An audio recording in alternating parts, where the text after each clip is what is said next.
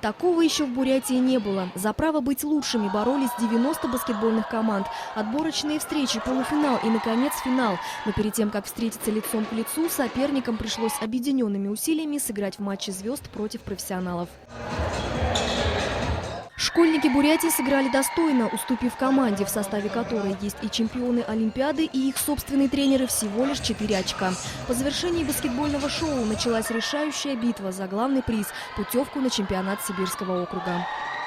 Юношеская команда гимназии номер 14 Улан-Удэ уже в первом периоде уходит с отрывом 8 очков. Дальше больше. Команда школы номер 47 отстает на 10. Потом, несмотря на отчаянные попытки отыграться, отстают на 20. И в итоге проигрывают с разгромным счетом 80-44. Отлично, все хорошо сыграли.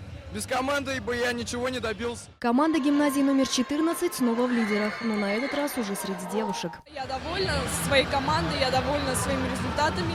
Все отлично. Тренерам и спортсменам торжественно вручают комплект баскетбольных мячей. Серебряные и бронзовые призеры, а также победители получают ценные призы и подарки.